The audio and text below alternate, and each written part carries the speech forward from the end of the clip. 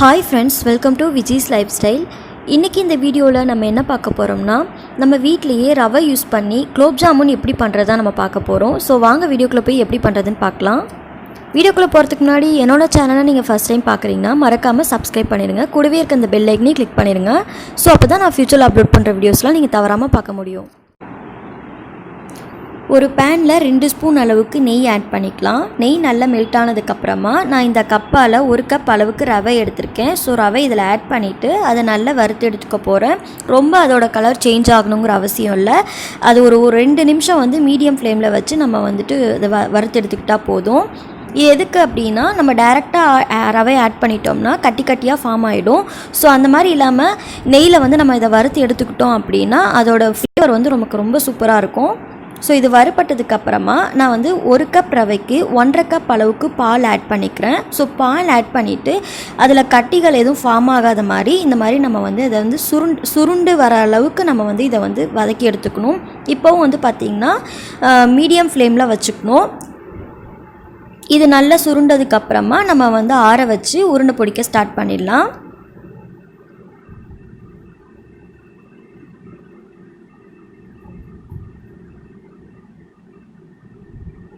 So இந்த கன்சிஸ்டன்சிக்கு வரணும். ஸோ இது வந்ததுக்கப்புறமா நம்ம வந்து உருண்டை பிடிக்கலாம்.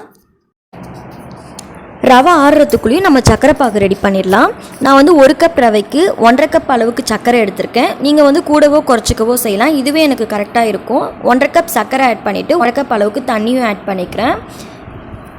இது வந்து சிறு கம்பி பதம் வரணுங்கிற அவசியம் இல்லை. லைட்டாக பிசு தன்மை இருந்தால் போதும். ஸோ அது வந்ததுக்கப்புறமா நம்ம வந்து கொஞ்சமாக வந்து நான் ஏலக்காய் வந்து ஒரு 3-4 ஏலக்காய் வந்து தட்டி வச்சுருந்தேன். ஸோ அதை வந்து இந்த ஸ்டேஜில் ஆட் பண்ணிவிட்டு ஸ்டவ் ஆஃப் பண்ணிடலாம். இந்த ரவையை கை பொறுக்கிற சூடு அளவு வந்ததுக்கப்புறமா கையில் கொஞ்சமாக நெய் அப்ளை பண்ணிவிட்டு நம்ம வந்து உருண்டை பிடிக்க ஸ்டார்ட் பண்ணிடலாம். நான் கொஞ்சம் டிஃப்ரெண்ட்டாக இருக்கணுங்கிறதுக்காக இந்த சிலிண்டர் ஷேப்புக்கு நான் ட்ரை பண்ணுறேன். ஸோ இதுவும் வந்து கொஞ்சம் டிஃப்ரெண்ட்டாக இருக்கும். இந்த மாதிரி நம்ம ஒவ்வொரு ஷேப்பாக வந்து நம்ம வந்து ஃபஸ்ட்டு பிடிச்சி எடுத்து வச்சுக்கலாம். ஆல்ரெடி என்னோடய சேனலை குலோப் ஜாமுன் எப்படி பண்ணுறதுங்கிற ரெசிபி நான் உங்களுக்கு அப்லோட் பண்ணியிருக்கேன். தேவைப்பட்டால் நான் டிஸ்கிரிப்ஷனில் கொடுக்குறேன், செக் பண்ணிக்கோங்க. ஸோ இது ரெடியானதுக்கப்புறமா நம்ம எண்ணெயில் போட்டு பொரிச்சு எடுத்துடலாம்.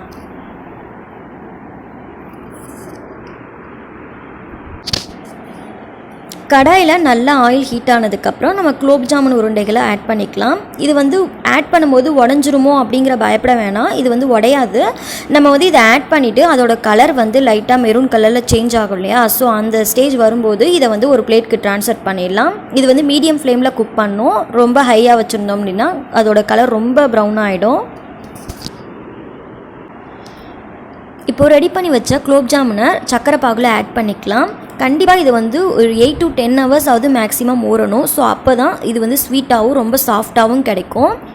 நான் வந்து இதை வந்து நைட் பண்ணிகிட்ருக்கேன். ஸோ ஓவர் நைட் வச்சுட்டு நான் உங்களுக்கு மார்னிங் காட்டுறேன். இப்படி லைட்டாக மிக்ஸ் பண்ணிவிட்டு நம்ம க்ளோஸ் பண்ணி வச்சிடலாம். இப்போ மார்னிங் ஆயாச்சு, ஓப்பன் பண்ணி காட்டுறேன். கண்டிப்பாக இந்த தீபாவளிக்கு நீங்கள் வீட்டில் ட்ரை பண்ணி பார்த்துட்டு உங்களோட ஃபீட்பேக் என் கூட ஷேர் பண்ணிக்கோங்க. இந்த வீடியோ உங்களுக்கு பிடிச்சிருந்ததுன்னா லைக் பண்ணுங்கள், ஷேர் பண்ணுங்கள். மறக்காமல் என்னோடய சேனலை சப்ஸ்கிரைப் பண்ணிடுங்க. தேங்க்ஸ் ஃபார் வாட்சிங். தேங்க்யூ.